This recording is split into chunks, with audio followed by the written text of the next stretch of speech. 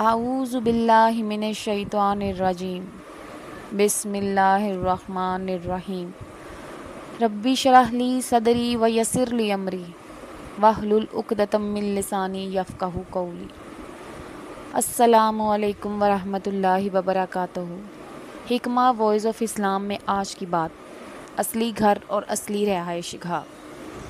اللہ تعالیٰ کا فرمان ہے قرآن پاک میں، ہر انسان کو موت کا ذائقہ چکھنا ہے، ہر جاندار چیز نے فنا ہو جانا ہے، یہاں تک کہ جنات اور فرشتے بھی موت کی آغوش میں چلے جائیں گے۔ یہ دنیا فانی ہے، اس نے فنا ہو جانا ہے۔ باقی اور قائم رہنے والی ذات صرف اللہ رب العزت کی ہی ہے، وہی موت دیتا ہے اور موت کے بعد زندگی بھی۔ کبھی کبھی ہم انسان بھول جاتے ہیں کہ ہم نے مر کر اللہ کی جانب لوٹنا ہے، تو کوئی سامان کر لیں اس گھر کا جس میں ہم نے اکیلے ہی جانا ہے، ساتھ کوئی نہ ہوگا۔ اسی طرح ایک واقعہ ہے، ایک صاحب کو انگور بہت پسند تھے۔ صبح جب وہ اپنی فیکٹری جاتے ہوئے انہیں راستے میں اچھے انگور نظر آئے، انہوں نے گاڑی روک کر 2 کلو انگور خریدے اور نوکر کے ہاتھ انگور اپنے گھر بھجوا دیے اور خود اپنی تجارت پر چلے گئے۔ دوپہر کو کھانے کے لیے واپس گھر آئے، دسترخوان پر سب کچھ موجود تھا مگر انگور نہیں تھے۔ انہوں نے انگوروں کا پوچھا، گھر والوں نے کہا کہ وہ تو بچوں نے کھا لیے، کچھ ہم نے چکھ لیے۔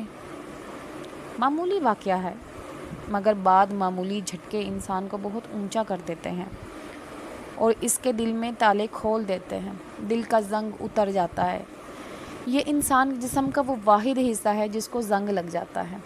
وہ صاحب فوراً دسترخوان سے اٹھے، تجوری کھولی، بہت سی نوٹوں کی گڈیاں اٹھائیں، بیگ میں ڈالیں اور گھر سے نکل گئے۔ انہوں نے اپنے کچھ ملازمین کو بھی بلا لیا۔ پہلے وہ پراپرٹی والے کے پاس گئے، بہت سے پلاٹ دیکھے، ان میں سے ایک پلاٹ منتخب کیا، فوراً اس کی قیمت ادا کی اور پھر ٹھیکیدار اور انجینئر کو بھی بلایا، جگہ کی نشاندہی کی، نقشہ بنوا کر ٹھیکیدار کو مسجد تعمیر کرنے کے لیے کافی رقم دی اور کہا کہ 2 گھنٹے میں کھدائی شروع ہو جانی چاہیے، اور یہ کام اتنی تیزی سے کروا رہے تھے کہ جیسے آج مغرب کی اذان تک ہی ان کے پاس زندگی باقی ہے، جبکہ ان کاموں کو ہفتے اور مہینے لگ جاتے ہیں۔